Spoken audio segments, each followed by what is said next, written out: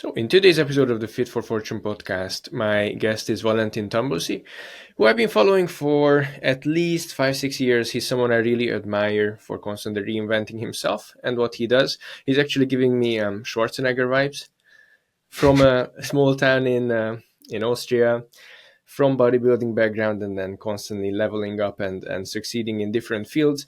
So Valentin started off with bodybuilding as well, turned into a natural bodybuilding pro and then a natural bodybuilding coach. At his coaching peak, he worked with over 60 competitors, which is insane.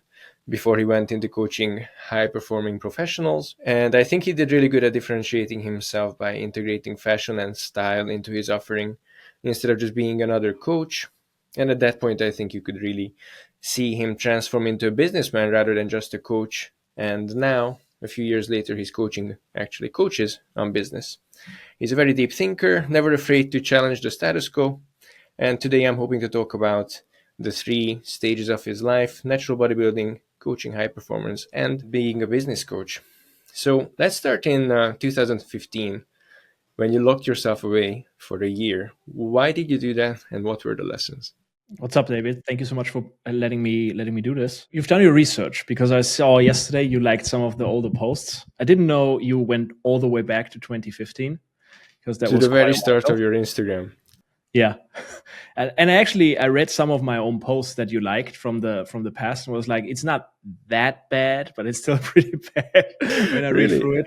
I didn't Um, want to spam you, but I just liked a few for yourself, for you to see actually. Yeah, that's awesome, man. So 2015 was kind of a cool year looking back because I wanted to figure out how to do this whole online coaching thing, and there was nobody around me who was actually coaching online. So I was able to see it online from international coaches, from people in the UK, from people in the US, but there was actually nobody in Europe, Germany, Austria, Vienna area that was actually coaching online. There were personal trainers, right? But there were no online coaches. So I thought about a way to set up an online coaching business without knowing much about it. Like I built a website, I thought about the whole process, all of this. And I then decided I can actually use personal training as sort of like a funnel for online clients without needing to be online because I had no idea about branding and marketing or anything like that. So I just figured out I can do personal training and take those personal training clients and actually bring them online. So I create my own online clients, but they start offline. And that was a very painful and long process, but also it allowed me to, like, for the entire year, it didn't work. I lived off my savings and I just learned about nutrition and training and thought about setting up a coaching business and how to do personal training and acquire the social skills for all of this by being completely isolated, which wasn't a very good which wasn't a very good approach. But it sort of like allowed me to really think about what I want to do and then actually do it. Because ever since then, I never looked back. Coaching is my thing. Absolutely love it. There's different ways you can coach. There's different people you can coach, and that may change every few years. But coaching is still my thing. And that year was really sort of like the setting stone for that whole thing that started it all. Did you know back then already that you loved coaching, or was that when you fell in love with it? I think the love for coaching really came about when you see how people react to how you coach them, because you cannot just love something that you only experience sort of like in isolation with yourself. You're like, this idea of coaching sounds really good to me, but I think you can really fall in love with it when you see the results and when you see how other people are actually reacting to the results that they get with you through coaching. That's when you're like, okay, this is extremely powerful. And this is way more than just losing body fat or optimizing nutrition or doing a squat or something like that. You're actually giving people the power to find the answer within themselves. And they're actually, oh, wait, I can actually do this. And you help me to get there. So it's extremely powerful. And I highly doubt that will ever get boring. So you made it very successful as a natural bodybuilding coach. What do you think made you stand out versus the competition? One thing I always go about is you have to be willing to demonstrate over and over again, whether that means stepping on stage yourself, coaching a lot of people, flying out to shows and supporting clients there, doing everything understanding inside and out what it is about, what the craft is about, what needs to be done to actually be good at it, to be great at it, to get results, and not stop doing that. But I think for me, it always has been this sort of like completely drowning myself within that craft, whether it's coaching or coaching lifestyle people, coaching prep clients, whatever it may be. It's just a complete head on dive where I just go in there and I'm like, I'm going to do this and I'm going to let it consume me. Right. Which has its downsides, right? For me with the bodybuilding thing and the prep clients, it got really tough in 2019 because it was a lot of traveling. It was a lot of responsibility. You're sort of like, you have to be in 4 places at once. It doesn't work out, like all of these things. But I think for most people, before they should concern themselves with how do I not cause any collateral damage to my life, they really have to be all in about something. Really get down and dirty, get their hands dirty, and make sure they actually do something and produce something meaningful. Most people nowadays, they're just stopping way before that happens. They get Way it the before other that. way around, right? They Yeah, first start exactly. worrying about the collateral damage before even going into it. For sure. Which is sort of like the curse of a perfectionist, because perfectionists, they think 10 steps ahead. You're telling them, hey, the first step would be, and they're like, yeah, but if the first step is this, the third step is going to be this, the fifth step is going to be this, and I'm going to crash later on. I'm like, maybe if you do the steps wrong, but most likely you're just going to be very successful doing one step. And they're like, yeah, but the 10th step. I think I saw a post from you yesterday that I really loved. It was like, my clients are crushing their water intake for the first 3 days, and they're immediately coming to me, okay, so what's next? And Yeah, what's next is crushing it for day 4. right. It's like understanding that there's incredible power in the boring stuff over and over again. We've all heard it. It's like the basics over and over again. And I tell that to every client I've ever worked with. Doesn't matter what client type it is.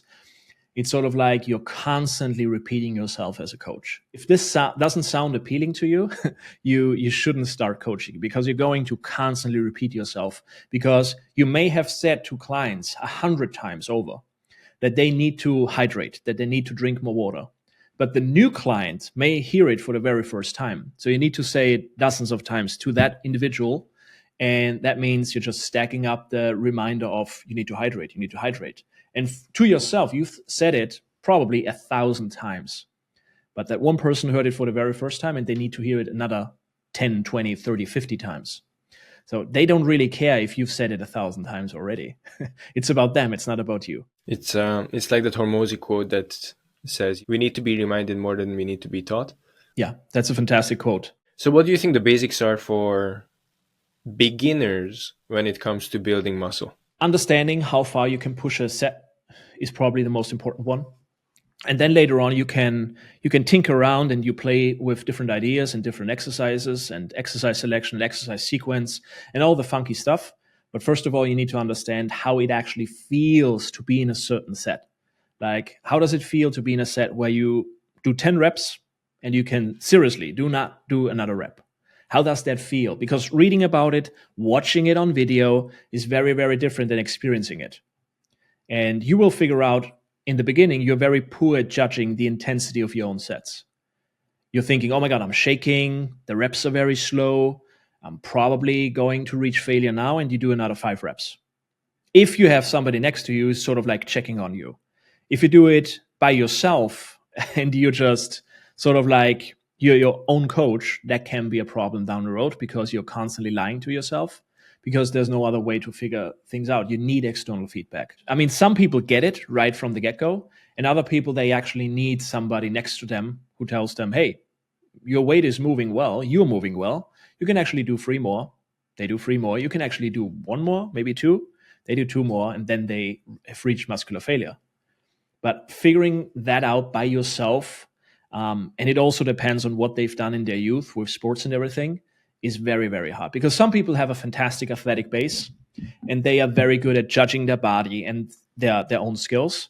But the vast majority of people have been very inactive their entire life. So for them, judging when they reach failure on a leg press or on a chest press or a lat pull down is extremely hard without external feedback. Yeah, I unfortunately have this argument with quite a few clients, especially online, where I can't actually prove them wrong, where I just keep telling them that, well, you're left a few amount of reps in the tank, and they think I'm just trying to be a cool kid and trying to be like more hardcore than they are. What are your best practices for teaching someone online to get to the limit? Obviously, I know that reps should slow down looking from the outside, but what else? I think it all boils down to communication in general.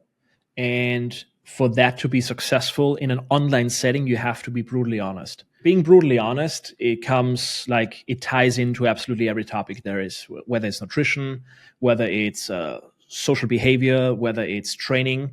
You have to tell people what you see.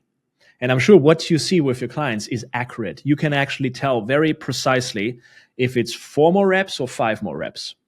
But to them, this sounds or this appears like witchcraft because they're like, hey, you're not here. You can actually tell through a video that I sent you on WhatsApp how many reps I have left in reserve. But you actually can because you've watched thousands of videos.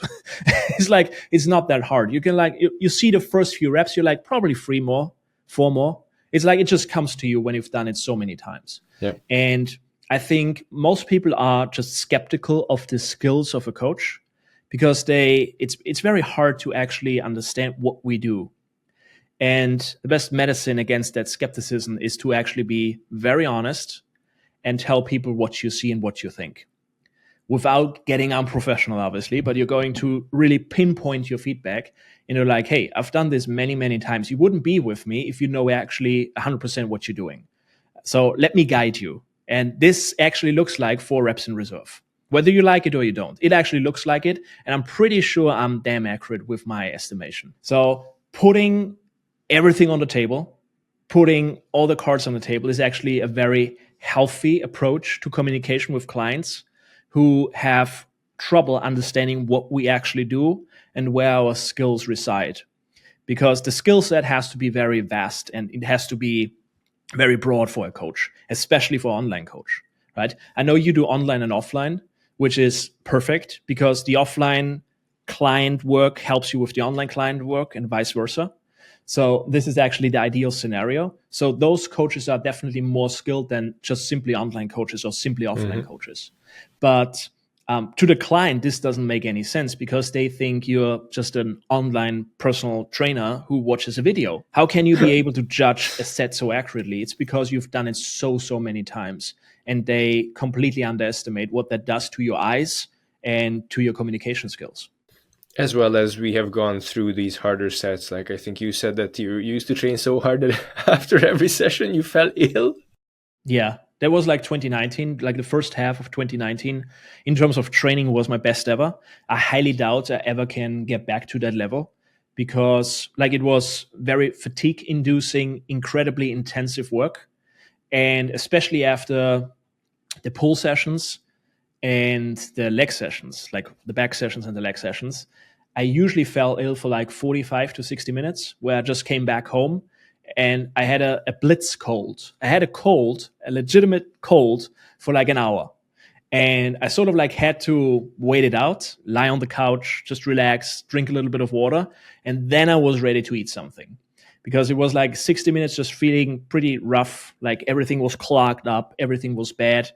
And then I had something to eat because I felt like the first wave of inflammation is gone. I've surpassed that, and now I can actually recover and start the process with some protein synthesis, right? That is a very extreme example, but I think experiencing it for a short period of time can be incredible to understand how the body works and everything and how incredibly adaptable it is. But it's definitely not recommended for a long-term training strategy. Definitely not. Yeah, exactly. It's the same with training close to failure. You don't need to take every set to failure, but at some point you need to experience what it feels like in order for you to be able to keep 1 or 2 reps in reserve.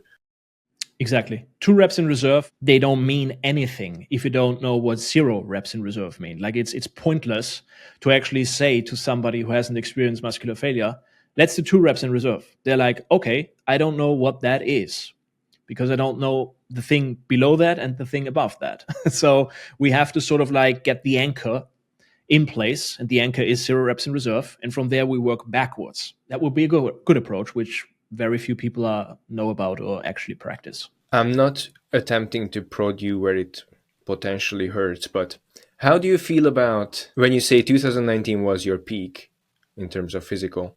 How do you feel about having left that behind? Pretty good because I've acquired so many skills in other areas. So it's a very good trade. I can still train hard, but I know it's going to cost like the collateral damage in terms of time and work efficiency and mental clarity, focus for my work, etc., would be so big that I don't want to trade that in for that training intensity of 2019. So I'm way more skilled in other areas. I'm much better spoken. I know way more things. And I still have that in the back of my mind that I can do those things or was able to do those things. And that to me is sort of like enough. It's not a very, oh my God, I want to repeat that at all costs because I'm sort of like constantly thinking about that time. It was phenomenal. It was cool. But what I do now is cooler to me. So that stands out. And just so the listener knows, Valentin, after probably losing 10, 15 kilos of muscle, still has a body that most people would really gladly have. If I ever have that, that's a very good point for me to maintain on as well. So, when it comes to the new skills that you picked up, what are the most useful skills you picked up since when it comes to both coaching high performing individuals as well as coaches for business? With sort of like acquiring the high performing lifestyle client, what definitely stood out to me was how much I had to learn about sales. And sales is, it automatically means you need to learn more about people and about yourself. Sales is not what people think it is. It's not about, oh my God, how do I get money out of somebody's pocket? Or how do I get a credit card number? That's sort of like the end step of the transaction. But what is really interesting is how you view yourself and how that leads to your own presentation and how the other side perceives yourself. Do they actually see that you are competent when it comes to nutrition and training? Do they actually see you as somebody who can lead them from A to B? Do they actually trust you? Is there enough information around or in this call to trust you? It's like all these little things that make sales so very interesting, and that some people spend their entire life training for sales and optimizing for sales, because it's not what people think. It's not just about shoving something down somebody's throat. It's like understanding that person and then deciding if the product or the service is right for them. But it's not selling something to someone who doesn't want it. That's not sales, at least not to me. I'm sure that we all have this picture of the American car salesman who actually sells a car to somebody who doesn't need a car. Like they're here for a bike or for, I don't know, something else. And the person sells them a truck. And they're like, all right, now I ended up with a truck for 80K. But this is not sales, right? Sales is understanding what the problem of somebody is and then providing them with a solution that is within the budget. You don't have to feel guilty as a coach to sell something, which is very common for a lot of coaches in the fitness industry. Like they don't like sales and they don't like marketing because they think those things are slimy and those things are snake sales, oil salesman stuff. It's that kind of stuff, and it's not. It's just a transaction that both people agree to, right? And actually telling somebody, I see potential in you to achieve something that you actually want, and I can help you get there. So it's much more about the potential of the client and showing the client that the potential is there than how you say something or how you present the product or the service or something like that. So sales is definitely one thing. And the other thing would definitely be how to prioritize and understand the things that you actually want to prioritize with a business. Having a business, you always have to go back to how did I actually get the idea to run my own business? What was the initial thought? What was the initial drive to have my own business?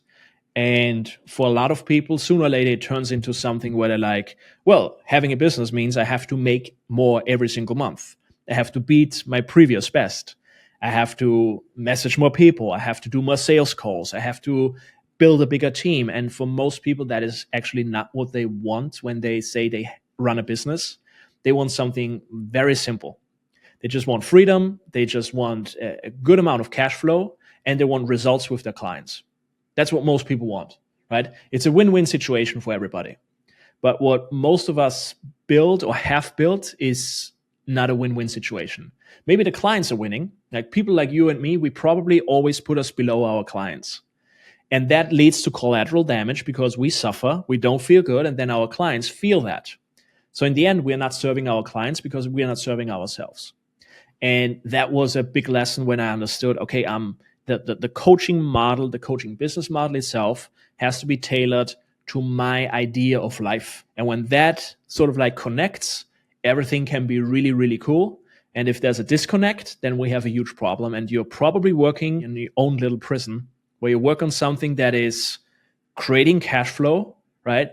But it causes a lot of collateral damage that you actually don't want to take for the rest of your life. Yeah, so we traded the 9 to 5 to a 7 to 9, 7 a.m. to 9 p.m., right? So what is your lifestyle that you're tailoring your coaching for right now? I want a business, a coaching business that is exciting to me, where I can do different things with different clients. I still have some lifestyle clients. I have my coaching community. I do very different things on a daily basis with different clients, which is a lot of fun because I can display my skill set with different people that understand that I have these skill sets. I don't have to tell anybody what I'm able to do. They already understand that and they come to me for specific things. So I like the variety. I like the variation of the work that I do now. I always think about how my weekly setup is, what sort of like my architecture is within the business. Like there's specific things that happen on a Monday. There's specific things that happen on a Tuesday. There's specific things that happen on a Wednesday, so on and so forth. So I know every day is either filled with calls or with no calls, with writing, with marketing, with emails, whatever it may be. And sort of like every day has its own theme. And that adds to that variety because it's very different on a daily basis, but it's still all connected to each other. So it's not just check-ins and technical feedbacks on WhatsApp from Monday to Sunday. It's every day is a little bit different. There's still things I do daily, like write an email or write a text. I write every single day, but it's just something that I do because I like it so much.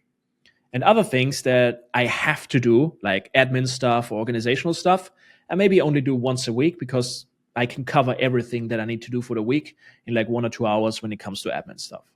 So everything is optimized for longevity and actually enjoying the process of doing it. It's not constantly working to achieve something in the future, but to actually do this process. The end goal is the process that I'm currently in, right? There's like over my desk, I Exactly, have I was this. going to ask about Yeah, that. exactly. I have this saying, the work is the reward. And that to me perfectly summarizes this attitude. When did you pick up that attitude? Was that something that you were born with or you developed it? Oh, definitely developed it because I don't think we see it very often. Because usually people work for some kind of goal and they never ask themselves, okay, what happens before I reach that goal? And what if it's a huge goal and the goal is 20 years away? Does that mean I have to spend 20 years in misery and pain and suffering to actually then get this? What if I use a path and a model that actually allows me to reach that goal, but at the same time enjoy that process and have 20 great years of full of experiences and memories and stories to tell and relationships and all of these things. And then things get very, very interesting. And I would assume for most people down the line, over the course of 20 years, they completely forget the big goal they had in mind because they enjoy the process so much. That's possible for a lot of people as soon as they start thinking the way I'm thinking about this whole thing. Because if you're constantly thinking, I'm only good enough if I make this much money, or if I live in this country, or if I drive this car, or if I impress my parents, or whatever it may be, then you're constantly behind. And you always feel behind because it's very hard to achieve this in a short period of time. So you're constantly playing catch up. And I don't want to do that anymore. What were your ways of developing this mindset? Because this just sounds like most people need to do a lot of therapy to get there. I actually never did therapy. I would like to because I think it would be a great carryover into coaching and would actually teach me a lot and would give me like a very different perspective that I can use for client work and for just anything I do with coaching. So haven't done it yet. Probably will do it because I'm very interested in it and I think it's a great thing to do. And people that are voluntarily doing it are rock stars. That's awesome. That's very cool. I think like the sum of the people I've met and the coachings that I've done for myself has led me to this point. Like I've been coached for the last 10 years constantly whether it's nutrition, whether it's training, whether it's everything, productivity, everything. And I think that just leaves sort of like a mark. And it also teaches you how to think, which is actually what we try to do as coaches with our clients. Instead of telling them every little thing and giving them a guide and a PDF and a video walkthrough for every little thing, we try to teach them by examples and allow them to think for themselves and make their own decisions. And I've had some great people that have allowed me to learn this way of thinking or this approach to life. And this has led me to this sort of like attitude that we are talking about. Have you ever done a coaching course or any coaching sort of qualification? Or Yeah, I actually did from Das Gym, Andy. He actually did a strength coach program in 2014. I meant actual coaching. Where it's just about how to coach people. Oh, that included that as well. We did some. It was basically like a regular strength coach program, but it was not like how to guide people or how to sort of like give people an idea what coaching is. I think that is just the sum of the coachings that I've received, and I picked up different things and different attitudes of different people, and I did my own cocktail. I think this is what we always are supposed to do. When we learn from 5 different people, we take the best things, the things that we like the most from every single person, and then we create our own thing. Everybody copies from everybody, right? I've copied numerous times from other people, and other people are copying from me, which is very smart. But you need to use the copying as a model for something of your own. And then it can turn into something really great, right? And it's something very personal. I think Bruce Lee said, absorb what is useful, discard what is useless, and add what is uniquely your own, or something. Yeah, so if you steal from numerous enough places, eventually it becomes your own. If we circle back to a little bit to building muscle, when you approach building muscle as a natural versus not a natural, what are the main differences? What do you need to pay attention to? Well, I never coached many people that are not natural or enhanced. Like the vast majority of people I've coached have been natural, right? Including myself. So I would say the biggest difference is... Sorry, when you say natural, is it natural for a season? Because I know nothing about the topic. Or forever and ever natural? Forever natural. Yeah, it's like lifetime natural. Right. This is what you usually deal with when somebody says, I'm a natural competitor. Right? This is usually what everybody understands within that sphere. They're like, okay, you're lifetime natural. Right. And okay. I would say there's not actually that many differences. Like a lot of people will argue, well, somebody who's enhanced, they can tolerate more volume, they can train more often, but it's just that the stimulus that those people can create within a set or within a training session is just very powerful. So they still need to recover from that. It's not like they all of a sudden can train double the times that we train on a weekly basis. They still have to recover. So I think actually the biggest difference is just the outcome of the training and the nutrition.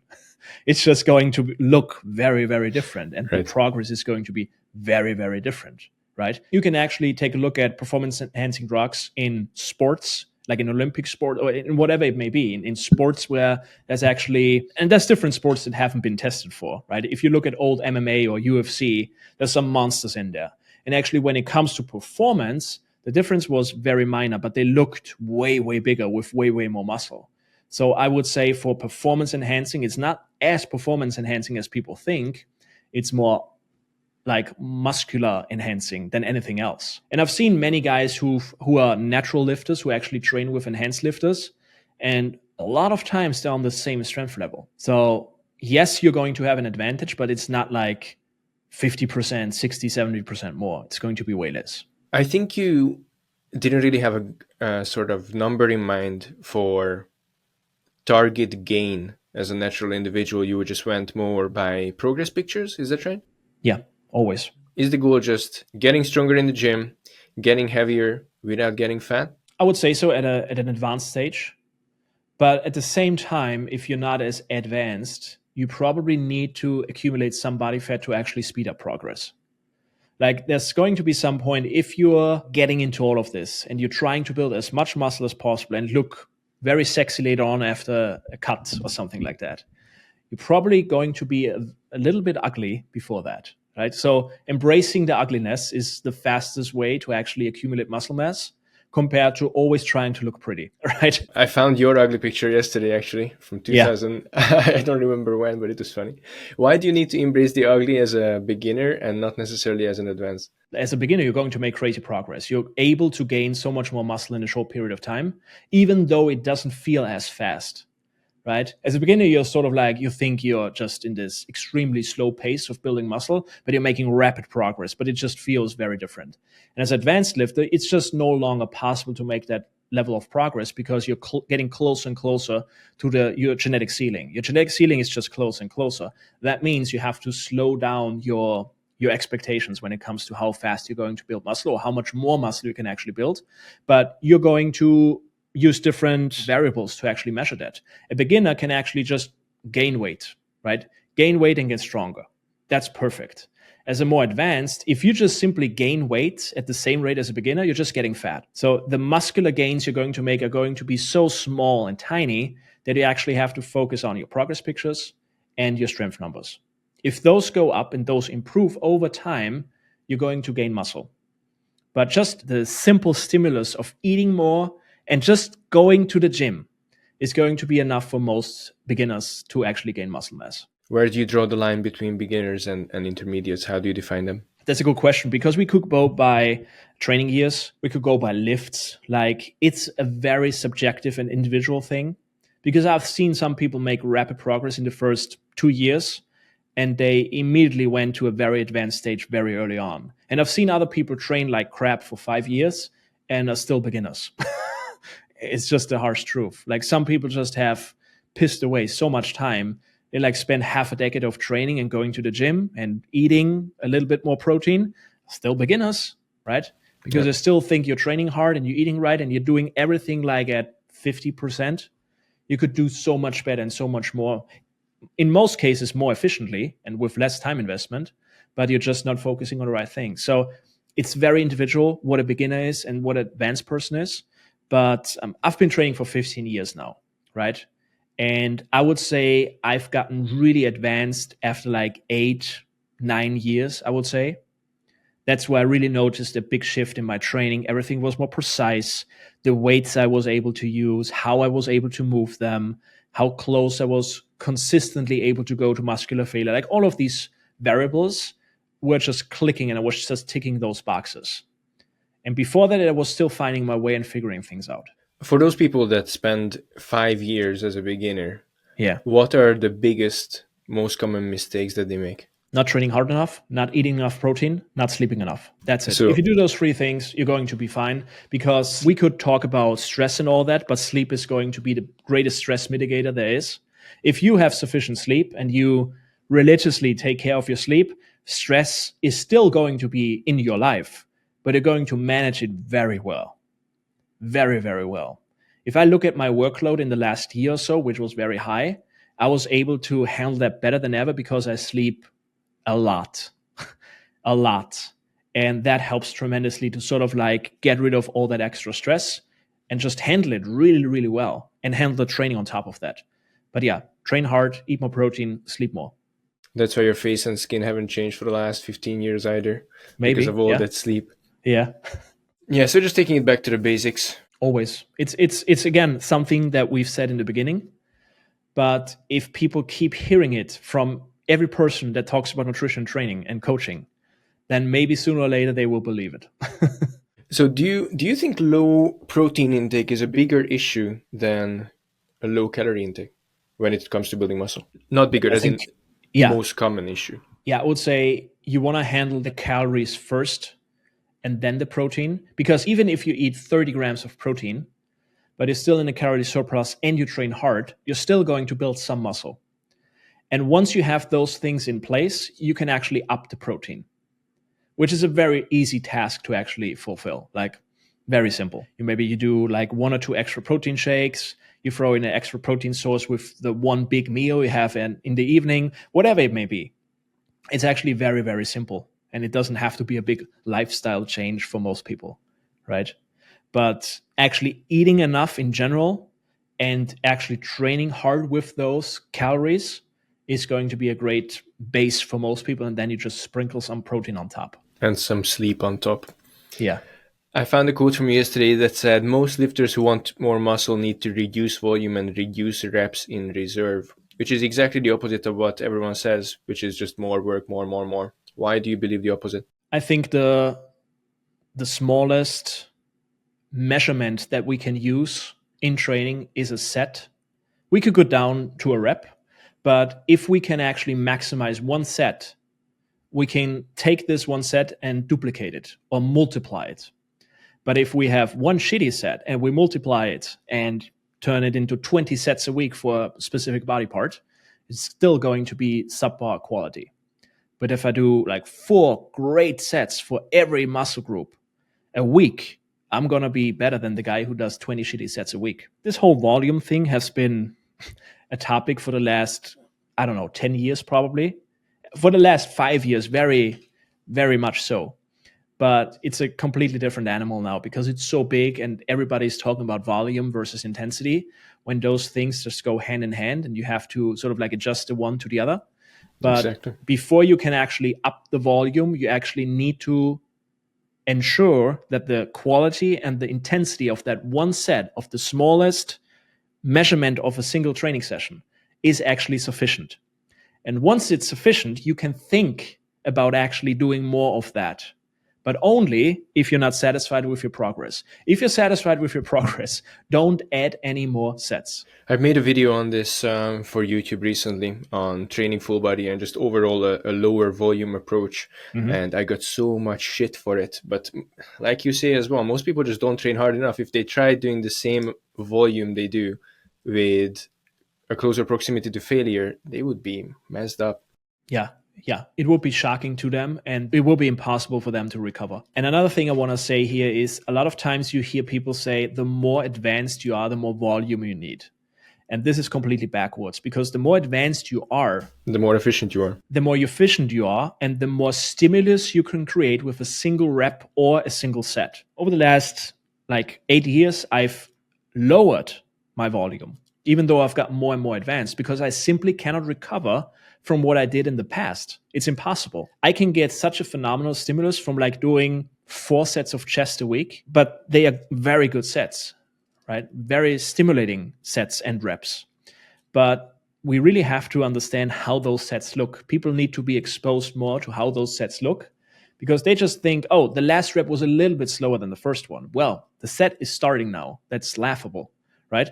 We are starting now and we're going to do another set or 2 more sets like this. And then you're done, right? You don't need 2 sets of extra iso work or butterfly or I don't know what. You just need those few sets that are stimulating, and then you just recover, and then you repeat it. So we're fully on the same page when it comes to this. How do you think about going past failure? Intensifiers, drop sets, force reps. One time I was of the opinion that intensifiers are a great thing to actually teach beginners how to train harder because they can actually see, hey, if we do a drop set on the hamstring curl, they can actually see, okay, I'm still moving this weight after we've dropped it, and I can still move it, and I still move it, and we drop it again, and so on and so forth. If you do this with somebody who's more advanced, they're going to accumulate so much fatigue that they're actually keeping themselves from training as soon as possible again. They're not going to train hamstrings for another 5 or 6 days because they just did so many intensifiers and drop sets and God knows what. They can actually not walk for 5 or 6 days and waste precious time for recovery, right? So I think intensifiers, even though it sounds completely backwards, are more suited for people that are not as advanced, and advanced people should actually completely leave those things out. So it's better for people that are not as good at getting to failure with a straight set. Exactly. The more advanced you are, the simpler your methods are going to be because you're going to be so good and so sufficient at reaching muscular failure. I've seen people who are very advanced who do like 1 set of leg curls and 1 set of RDLs, and the entire backside is done.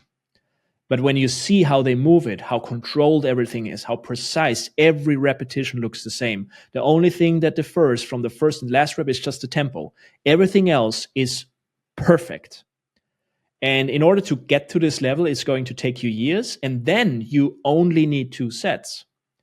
But if you have like sloppy reps, every rep looks a little bit different.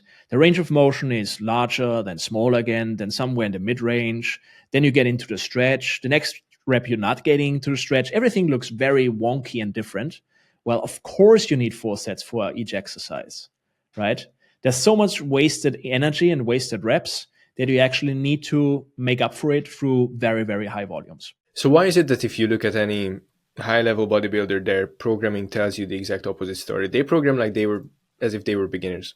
Yeah, because tradition is incredibly strong. Tradition is something that drives human behavior, and human behavior is something where we always look at what people have done before us. Bodybuilding is absolutely perfect because they like to copy things that look good in the moment or that are trendy, whatever it may be, whether it's your iliac, lat pull down, or something else.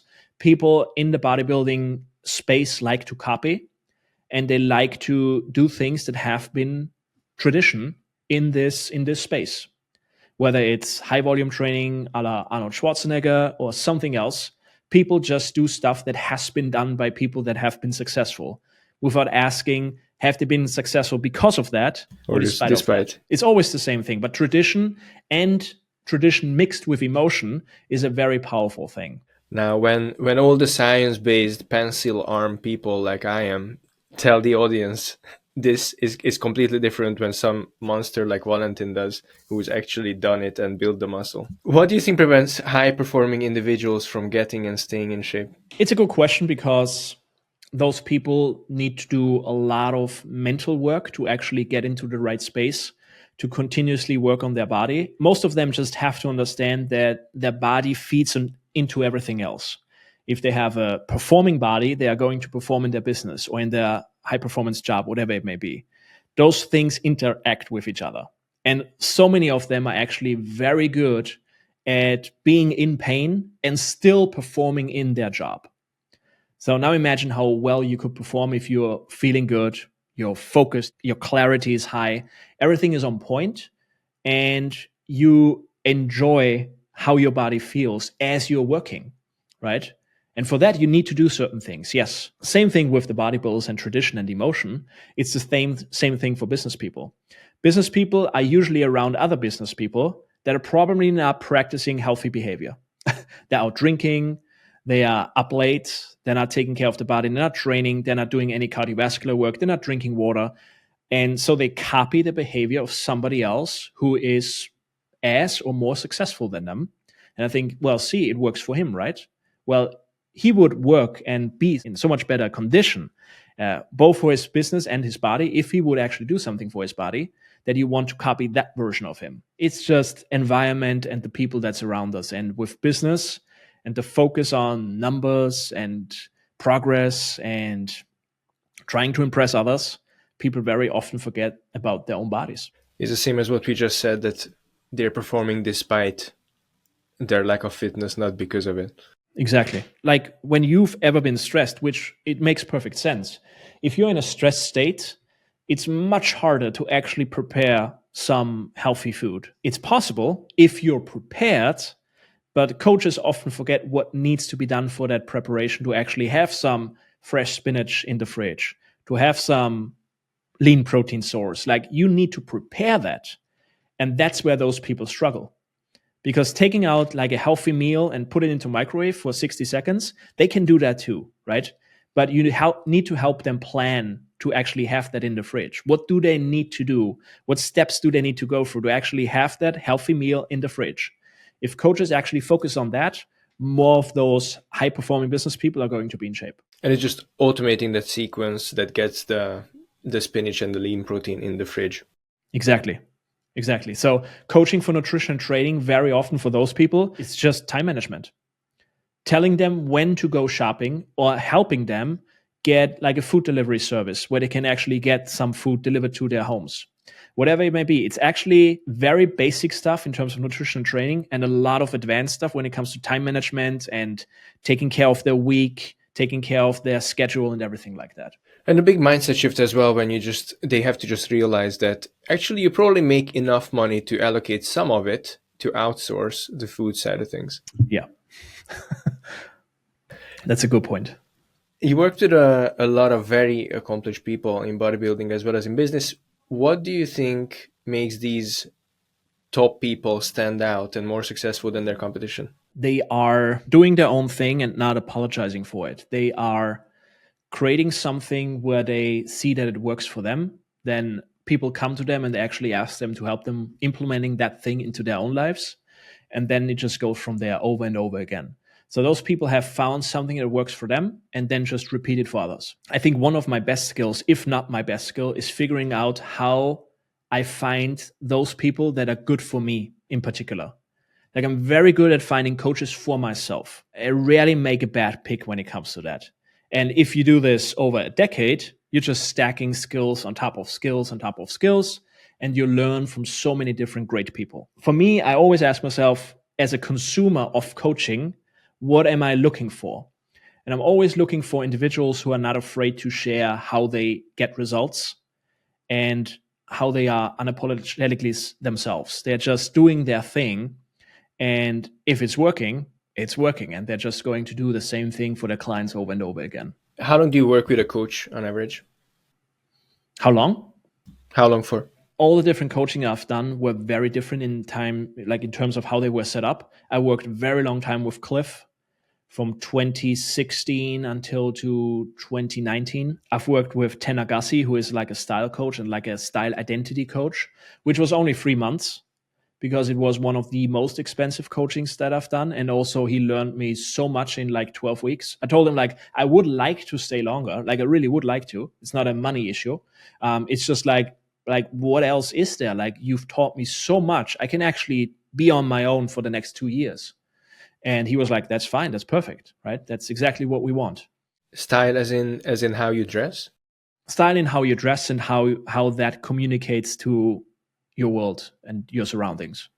Do you feel like your style actually communicates your personality authentically? I think style has such a long way and time to actually develop that you're not going to change your style and immediately nail it. So, what I mean is, if you start changing your style, you're probably 2 or 3 years away from actually finding yourself in terms of style until you're 100% confident in it. It's going to take some time. People often think, hey, I want to dress better. I'm a fitness guy. I run around in joggers and a hoodie and stuff like that. And now I'm just going to buy my first suit, right? That is definitely not going to be the last suit you buy. And it's going to probably look terrible, because you're not the type of guy that wears a suit. You need to become that person that wears a suit, but who also looks authentically you in like a jogging suit, like in a sweatsuit, right? So it takes a lot of self development to actually get there. One of my favorite things that I learned from Tanner was, he actually said, style is inertia. So when you have a pendulum that actually swings, it's just going to swing into one way. So if you already have a little bit of a cowboy, for example, in you, your style is just going I to see. accentuate that. If there's 0% cowboy in you, you can have like the hat, the cigar, Right. like the lighter, the knife, the boots. It's not going to work. So style is inertia. And that's why it's so super interesting, because it's all about who you are and how you communicate that with your clothes. It has nothing to do with fashion or design or anything like that. Absolutely nothing. This is the level at which I'm stuck at, the hoodie guy running around. On one hand, I want to develop my own style. On the other, what's the benefit? Why would I spend so much money and especially time on it? It's definitely a huge time investment. There's no way around it. There's no way to sugarcoat that. It's going to be a massive time investment. At the same time, what do you get out of it? Everything that used to be basic is going to be special. For example, if you go as a fitness hoodie guy into the museum, you're going to feel a little bit out of place, probably. But if you go there dressing the way you always wanted to dress, the trip to the museum is going to be very spectacular. It's still going to be a Sunday afternoon, but the way you perceive yourself within that space, within the museum, is very, very different. So it's not about how other people see you. That is something that happens down the line. But it's about how you perceive the museum trip for yourself and how you feel within yourself when you go through the museum, right? Compared to going through it with like Air Jordans and a sweatshirt. Do you not think that if you're healthy and whole on the inside, It doesn't matter what you look like on the outside. I'm greedy and I want it all. I wanna sort of like feel good in my own skin. I wanna feel good when I'm naked, but I also wanna feel good when I have something on. This whole museum thing reminds me of something that you said when we met in Vienna that I think you maybe forgot about by now, but it was almost life changing for me when you said on Saturday morning we wake up, we go to the other side of Vienna, other end of Vienna to have a coffee. We're not efficient. The goal is to take 5 hours to have a coffee. Yeah, that's it. If you can do that and you do it knowing that you're doing that, you're in a great place. Similar to your quote, the work is the reward. Yes. The journey is the destination. Yep. Because otherwise, it's always like, what's the next milestone? Like in the past, there was always like, I don't want to go to the museum because what's the benefit of it? Where's the checkbox next to it? There's no checkbox. You're just going there for the sake of going there. You're going there to spend 3 hours there, and then you go back home. That's it. That there's no accomplishment, there's no award, there's no, I don't know, there's no leaderboard who goes to the museum the most often. That's just you going to the museum, and that's the end of it. That's it. And it's good. That's it. Why did you end up making more pivots as a coach than most people out there? Because once you do the first pivot, you're like, I can do this again, and nothing actually happens. You think it's very frightening in the beginning, and then it almost becomes, I wouldn't say a habit, but it becomes much, much easier. Like the very first time you do something where you do a pivot change in public, it doesn't feel very great because you don't know what is going to happen, what your clients or your former clients are thinking of you, how everything is going to be perceived. And sooner or later, you just understand that this is like all of this is going to be over very soon. Like time is flying. And in order to get the most out of it and to always prioritize self development, you have to make those pivots. And nowadays, in the social media age, that means you make pivots in public. You're developing in public. You're making mistakes in public. You're going to be caught with your pants down in public. Right? It's not always going to be perfect and pretty and everything. You're going to make those pivots. They're not going to feel nice, and everybody's going to know about it. Sooner or later, you're just going to become more and more fearless when it comes to making those changes. Because you're like, well, if people don't like it, are those people the type of people that I would ask feedback for? There's something like a quote that we often hear. Don't take advice from people you wouldn't take feedback from, right? Or it's the other way around. Don't take feedback from people that you wouldn't take advice from. That's the one. And that is something that I can definitely co-sign. Like it's all about your own development and what that does to you and how you think about the world. Then you take those pivots and you're happy to take them. Did you feel like you were committing business suicide when you first pivoted from coaching bodybuilders to jump up? Yeah, it was very uncertain. I was fed up with it, for one thing, with the prep coaching, but at the same time, I was very aware that this is a bold move. This could mean that the next few years are going to be really rough, but it worked out fine. What do you see as something most coaches miss when it comes to their technical knowledge as well as the business knowledge? And do you think the average coach needs more technical or more business knowledge? Good one. Not the average does gym coach, because you're surrounded by very high level coaches, but the average out there. I think for the vast majority of coaches, they need to just simply learn and understand more. Like if there's a lack of confidence to sell, that is actually not a sales issue. It's a knowledge issue. Because if you're very confident in your nutritional and training knowledge, you're going to talk about it constantly because you're bulletproof when it comes to those topics. And that automatically means you don't have a problem acquiring clients because everybody sees, holy shit, this guy knows what he's talking about. Right. So I think for most, if they start with the technical knowledge and the technical skills, the business skills can wait. But I know enough guys that are very good at technical stuff, evidence-based, great results, good client base, and they're stuck. Those people, they need business skills. Right. What's the number one business skill that they miss? Figuring out what kind of model they actually want to serve their clients and to serve their own life. I always come back to that because the model itself is sort of like your house, your coaching house. Is the lifestyle. Exactly. And most of us, we just think any coaching house is fine. We just want to have a roof over our head. And that is the wrong approach. We want to really think about it deeply. Is it going to have four walls? Is it going to be an octagon? What is it going to be? Is it going to be a flat roof? What is it? Right?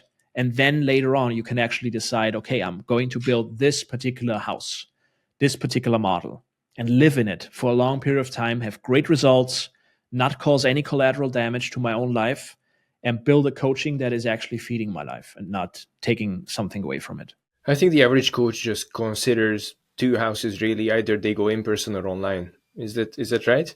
That's correct, yes. Without understanding how those two things are linked, especially in today's age, like in 2024, we've already seen a bigger shift to people being more and more skeptical when it comes to coaching. The things that used to work in 2018 or 2019 no longer work.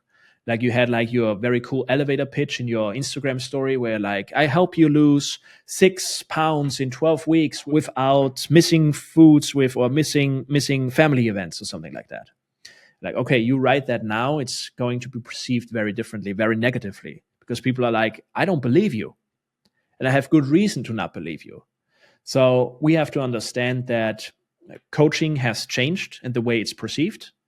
And yet most people still don't understand what it actually is, including most coaches. Coaching is not just simply answering questions. Like I said in the beginning, coaching is all about helping the person, the client that is, understand that they already have the answer and that they're already powerful. And we just have to remind them of how powerful they are constantly, over and over again. And once they get it, they're done with the coaching, which is good, and we've done our job. I would say, yes, online house and offline house, personal training and online coaching is definitely something most are stuck in. And most of them think online is the holy grail, which it is not. It's one way of doing things, but it's not the only way. And it's a lot of work, by the way. Yes. Looking through your Instagram from 2017 till now, which I spent my entire yesterday with, Very good. it looks like you always had a very clear vision. Like things that you do now, some of it you were talking about back in 2019. What's your end goal? Where is this all leading you? Like there was one particular post that you liked where I talked about you're going to lose 20% of your clients in a year. When I read that, I think earlier this morning, I was like, I'm surprised this is true. Because back then in 2019, I had no idea about churn or revenue or profit or any like basic business metrics. Like I had no idea, but I would definitely co-sign with what I know now that a 20% churn rate of your clients is a pretty fantastic stat, because most coaches are going to lose 100% of the clients every year. Right? The client joins in February and they leave in August. That's pretty normal, right? So if you have a 20% churn rate, that means people that start in January are still there, 80% of them, next year in January. That's amazing. That's really, really good. So I was surprised that was accurate. And that's sort of like, I don't think I always had a big vision. Like I've always prioritized self-development over anything else. No matter how painful it is, no matter how much I had to work, no matter how much collateral damage it caused in relationships or in anything else, I always prioritize self-development. When I smoke a cigar with Andy and we joke about like the last 8 years when the gym opened and everything, I feel like I have absolutely zero connection to the person I was back then. I have no idea who I was in 2016. Like that seems 20, 25 years away.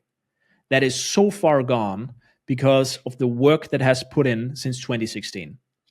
So much stuff, so much money spent on coaching, on consulting, on my own self-development, that I would say that is the vision, to actually keep doing that and then see where I end up when I'm, I don't know, 70, 80, and see what skills I have then. That to me has always been the most inspiring thing, just skill acquisition. The more, the better. I think it's pretty tragic when 10 years go by and people are still the same. Yeah. Yeah. Which was like, I was a little bit worried when I saw you like those posts, and it was like, I still like that caption from 2019. Is there something wrong? Because usually when I look at posts from the beginning of this year, I'm like, I can do this 10 times better. The writing is shit. I can do so much better.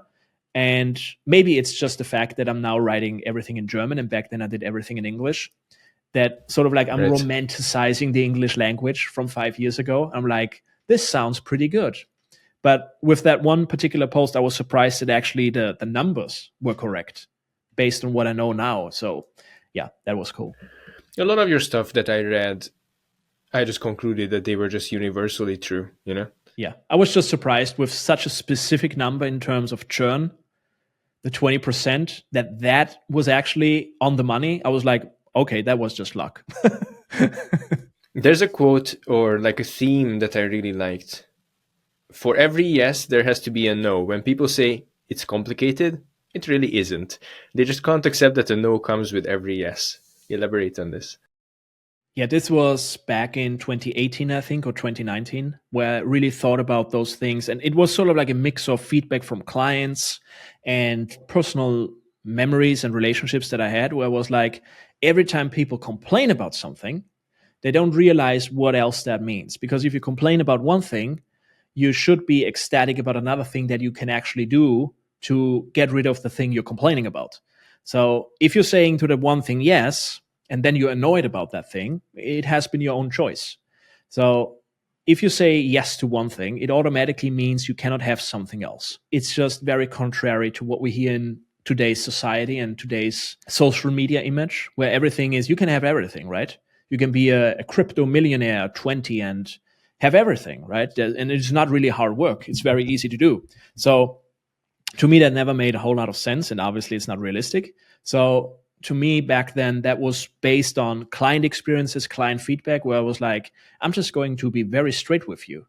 If you want to have this one thing, you're going to miss this other thing over here. It's just going to be that over and over again in life. Like you're explaining something to a small child. Like you can have the candy, but you're going to not get something else. And if you do this thing over here, you're not going to have the candy. It's just yes or no, over and over again.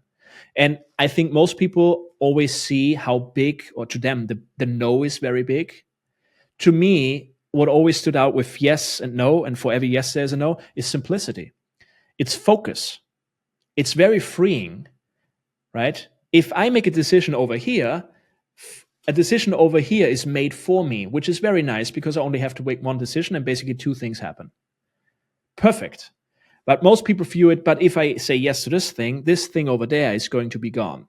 And I'm like, yes. And that's a good thing, right? So it's all a matter of perspective.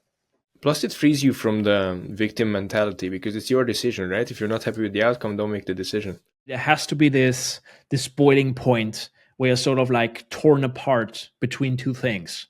That means you're making a significant decision. And you want to make those, especially those. We have a game called 3 by 3 where I ask 3 questions, all of them with 3 answers. So, first of all, 3 dream dinner guests. If you could invite 3 people to ever have lived for dinner, who would they be and why? Doesn't matter at what point in human history. No, it doesn't. Oh, wow. I would say one of my heroes is definitely Thomas Sowell. So he's an economist, American economist, and he has written many, many books. I think he started writing books at 42 or something like that. And he's now in his 90s, and I think he's written at least one book a year since 42. So that is super impressive. And he has sort of like changed my way of thinking about the world through economics very much. Incredibly smart man, very inspiring. And I would definitely like to sit down with this guy. I highly doubt it's going to be enjoyable for him because I'm going to ask stupid questions. But for me, it's going to be a fanboy moment. Who else? I'm going to keep it approachable and not say, I don't know, Caesar or something like that, because yeah, whatever.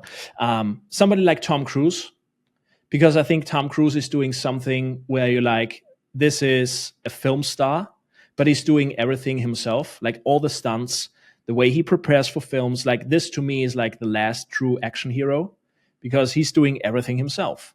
And if you have to you have to be able to fly a helicopter, like an airplane, like a legit airplane, like a 747 or something like that. If you can do all those things and you have to be able to do those things to actually do the movies, that is way more than a movie star to me. That is very impressive. And it's probably going to take you like 20 to 40 years of intense craft to actually be able to pull that off at 60. That is pretty good. So Tom Cruise, even though I highly doubt it's going to be like the most insightful dinner. And the third person, some sort of musician who has really toured the world. And I cannot name you a specific person, but somebody who's toured the world and who can actually sort of like summarize you what they have taken away from that. Like if you've been touring the world and you've been like to every country there is, every major city there is, what did you take away from that? Playing in front of millions. What's the thing that you left every city with? What was it? Was it euphoria? Was it loneliness? Was it your own music? Was it inspiration? Or was it just it's just another job? It's just another gig that I played in this city and now I'm off to another city. Because I think it's a very different feeling for those people than what we perceive as outsiders. I don't think those people are going to go from London to New York and they're going to be ecstatic. They're just going to be on a plane and they're like, okay, what's next? Or maybe I'm wrong. So that's something I would figure out with a specific person who does that. Take somebody from the Rolling Stones. They've probably done that. 3 bucket list items and why? In terms of coaching, I would like to elevate the position of a coach to somebody who is more than just a guy with a white monster and a laptop. It would be something. It would be monster and a laptop. right. It would be somebody who is actually able to communicate to people that they can achieve a lot of things, and he can communicate for himself that he can help them doing that. So how coaches perceive themselves and how the world perceives the word or the profession of coach, that is definitely something I want to improve. This is something that I'm trying to do now. Another thing is to have a family. I always wanted to have a family. Yeah, 100%. And the third thing would probably be to be as free in terms of where I live and where I work as possible. So I'm really more and more attracted to the idea of saying, I don't want to spend the entire year here. But at the same time, I'm not the type of person that lives in Thailand or something like that. That's not me, right? But I could definitely see myself be 3 months in this spot, 3 months in this spot, 4 months over here, etc., etc. And in order to sort of like build that infrastructure and build that location-based business where you, depending on the weather, security, politics, whatever it may be, you can just move around. That requires a lot, a lot of resources, a lot of planning. And in order to do that, you would need to build a very good business and be very informed. And that is definitely something I want to do. 3 favorite things about yourself. Number one, like I said earlier, my ability to choose coaches for myself. I really believe in that based on the people I've picked and how fulfilling those coaching relationships have been. I am very loyal once I pick an idea or a person or whatever, that I stick to them or to that idea and finish things and actually get a project through and done. So I'm not somebody who is jumping around and doing this or doing that. If I'm deciding I'm going to pivot to coaches and business coaching, I'm going to do it. I'm not going to do something different 3 months later. I'm going to pull through and do this thing. Along with that, being reliable, really, really being there for people, even though when I'm not super good myself, which can be viewed as a weakness as well. And I think it's something I see again and again with great coaches. Like I've seen so many coaches who are super sick and they're still doing their 20 check-ins. Like they have a fever, they have a massive cold, and they're still working, which can be viewed in a different light. It can be detrimental to their health, obviously, but they're definitely reliable. They can say that about themselves. So I would definitely put myself in that category. Next up, rapid fire questions. A book everyone should read. The Almanac of Naval Ravikant. Love it. I wish Naval had more content online. Yeah, there's like a few fan pages, but they're just recycling his videos or his content. Tweets, but yeah, it's one of those books that you can actually read 4, 5, 6 times and always get something new out of it because it's amazing. It's really good. It's really good. A guilty pleasure of yours other than cigars? Watching a lot of shows with my girlfriend. This is like the perfect downtime to me. And it's not trash shows. Sometimes it's trash shows, which is like brain off television, like something on Netflix, which is perfect because I laugh my ass off because it's so stupid. And it's something that really gets me away from my phone, my laptop, or thinking about stuff. Where if it's something that is intellectually engaging, I immediately tie that to coaching or business. So once something is well written, well directed, well acted, I'm like, oh my God, there's so many parallels that I could use that it's it's not really relaxation to me. It's stimulation, which can be a problem. So yeah, watching trash shows is a guilty pleasure I like to engage in. Favorite exercise in the gym? Is it RDL still? No, I would actually switch it to walking lunges now, which is unbelievable. Who are Yeah, I you? know. It's walking. The disappointment is, This is the end of the call. Thank you very much, yeah, everyone. yeah. See you guys. Walking lunge is because I sort of like with the walking lunge, if you actually make it much, much worse than it already is and pause it at the bottom, it's a phenomenal exercise and you need so much less weight, man, to actually get something great out of it. I've been doing them religiously for the last probably 6 months. And paused walking lunges would right now be my favorite exercise, believe it or not. Habit you're proud of being consistent with? Yeah, because we had it earlier, drinking more water. Like, this is why I bought this tumbler, rambler, whatever it's called, simply for that reason. I always been somebody who's good at drinking energy drinks. And that sort of like led me to not drink enough water when I'm not drinking energy drinks. So I'm trying to drink way less energy drinks and way more water. And this little tool here is supposed to help me doing that. So cheers. A thing under $100 that you cannot live without? Let me check my like stuff that is standing around, but everything is more than $100. That's bad. Nice, nice. Probably because we've been talking about drinking stuff. Like I have a very huge protein shaker that I use for every single training session. Because regular protein shakers, there's actually not enough space in them. Like they are usually 500 milliliters, and I like to have, first of all, more liquid in them. And once you have some sort of powder in them, it's like everything gets stuck. So I have a very large shaker, which is like 800, 900 milliliters that I use for every single training session for, I think, the last 9 years, 7, 6, 8 years, something like that. So that is like $15. So I will go with that. But you don't put protein in it? No, I just put EAAs and Okay, that would be creatine in it. disgusting. Yeah, no, Okay, no. cool. But it's still like when you have like a training session and you want to drink a lot, Yep. like you start sipping it before the session and you still want to have something to drink like mid-session, then you need a much bigger shaker than 500 milliliters. So that's the one. Favorite quote? I mean, there's two we mentioned earlier. Like the one, we need to be reminded more than we need to be taught, is a fantastic one. The work is the reward is not from me. That is something that I got from Tambosi. That is also a fantastic one. And I also think what gets measured gets Managed. managed, exactly, from Peter Drucker, is a good one because that was something that I really picked up with bodybuilding and prep coaching. And it sort of like perfectly tied into business when I started to really track everything and realize that that allows me to understand the world better.